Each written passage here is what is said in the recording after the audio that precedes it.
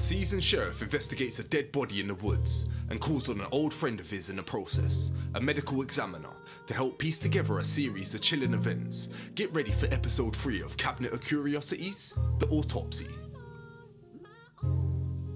Are we alone in the universe?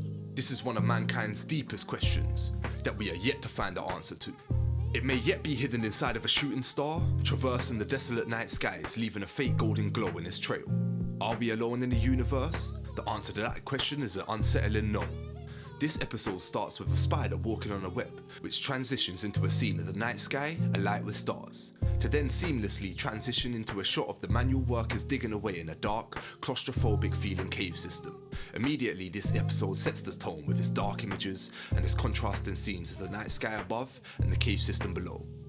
The workers are on an elevator when there is a malfunction, an alarm sound is ringing, and a strange biological looking item falls down.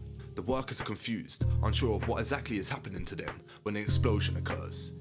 It then switches back to a shot of the spider, and this is where the main story begins.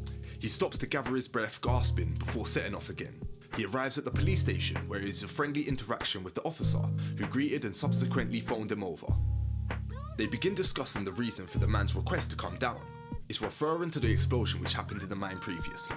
He says the investigators claim it shows signs of a bomb, but they don't seem to have much information, to be honest. Carl is then told this is some sort of investigation that may plague you for years, the type that you never get to the bottom of. The sheriff then explains what has happened. A man comes up missing. His name is Ronald Hanley, a family man that works at the mill, and one day he vanishes along with 5 other people, all disappearing without a trace within a month period. The sheriffs find a body while searching in the woods, wrapped up and hanging from a tree, covered with flies. The officers pull it down to find the decomposing corpse had been butchered beforehand. They hung the body back up in the tree, planning on catching what it is that has caused this. They recruit 2 hunters to stake out the area and watch it while they tend to business in town. Later that day, under the cover of nightfall, they return. Dodge, can you hear me? Dodge, come in. They are unable to make contact with the hunters they had left there and find the walkie-talkies laying on the floor, the only trace of them left to be found. The next morning, he gets a phone call from another sheriff saying the body resembled a man, Abel, who has been reported missing recently. A drunken man in the bar bumps into an old acquaintance. Eddie, what you doing here? Yet this man returns no acknowledgement. He keeps pressing him. He's confused as to why he's not claiming to be the person he knows him as. The man Eddie Skies goes missing after watching a meteor shower, only to turn up a week later under a new name of Joe Allen. The sheriff visited the man to see what the situation was. Entering his room, it's uncomfortably empty. Dirty dishes in the sink, with children's cartoons playing on the TV. They find a box containing a passport and an ID with the name of Abel on it, which is peculiar. The sheriff then discovers a weird creature-like thing in the corner of the room. The attendant says that the man found it while he was in the woods watching the meteor shower. They head down to the coal mine in search of the miner named Joe Allen, where they are faced with a man who smashes a car window, grabs an indistinguishable item and makes a break for it. Running down dimly lit corridors, he takes a left and then jumps over the elevator rail. Leaning over the rail, the sheriff tries to see if he's still visible, when a massive explosion occurs, seemingly the one that has kicked this episode off. Speaking about the events, the sheriff is extremely confused as to how this man knew the bomb-like item he grabbed was inside of the sheriff's car, and the fact he chose to grab that instead of making an escape. They both then visit a location in which the autopsy is set to occur.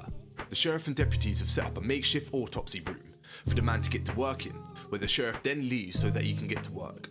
The pathologist then concludes Miller is the best body to start examining due to the location it was found in, being between the 2 other corpses, resulting in the highest probability of containing bomb fragments. I apologise for the indignity, my friend. If it's any comfort, I'm right behind you, he says to the lifeless body of Miller before he gets to work. Music playing in the background, the autopsy looks like it's going on without a hitch. So far, there's nothing out of the ordinary. All signs are pointing to the cause of death being asphyxiation. He cannot see anything that would indicate an explosion of any kind. As the man is preparing to exchange the body for his next subject, every hair on the back of his neck stands as tall as they possibly can. Slowly, he turns his head to the left, where he looks into the reflection staring back at him. "Run, Carl. Get out, now," a voice whispers to him. Ignoring this, he tries his best to continue his work. He swaps over the body he's working on and starts recording again, theorizing that the thing wasn't actually a bomb, but the man's main intention was trying to destroy it instead. Working on the next body, the man removes the lungs, confused and surprised as to why it's completely drained of blood.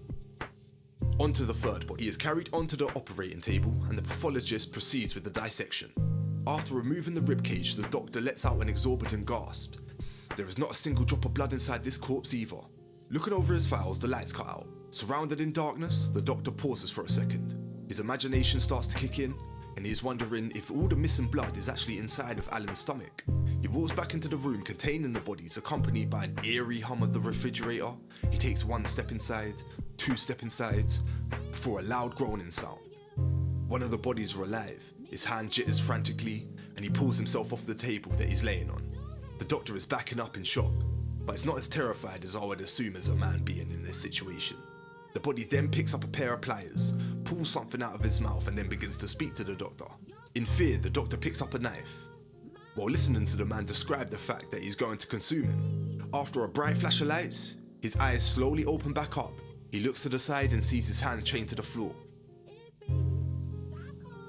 It seems that the roles have reversed, and that this man is due to become the autopsy subject. The creature is planning on taking over the doctor's body in order to be able to access the bodies which are usually delivered to the doctor, making the creature's activities less suspicious. It's revealed that this creature is an alien and explains that they have evolved to the point that they don't actually have senses and need to inhabit other creatures in order to survive. Even after hearing all of this, chained down to the operating table, the doctor is goading him, telling him that he's just jealous of what he has. Which may be correct, but no use if he's about to become this alien subject. The alien explains he chooses to keep the hosts alive and their brain functioning so that the alien can whisper to them, letting them know exactly everything that he's doing, just to torment them. The alien then begins to reveal his true form and place it on top of the doctor while he slices open the incision. He tries to stop the creature, but his arm won't reach. Trying to think of any way that he can to escape the impending torture that awaits him, he makes the decision to remove his senses, as the alien has already explained to him that it doesn't have the capability to see, smell, or hear. The man stabs himself in the throat, then in the mouth, and both of his eyeballs. The alien is determined to get his friend next. Walking into the makeshift surgery, Nate drops the coffees which he had brought, where he finds Dr. Winter's lifeless body laying there on the floor, with the words "play the tape, burn me" written across his chest in blood. That's it for today. That was episode 3 of Cabinet of Curiosities, the Autopsy. I'm not too sure what we could have done to survive this. The main character was just doing his job the whole time, but he could have listened to the voice in his head telling him to run, but that would have been a bit quick to act, to be fair. Anyways, thank you for watching this far. This is the Highest Sin speaking, and stay dangerous.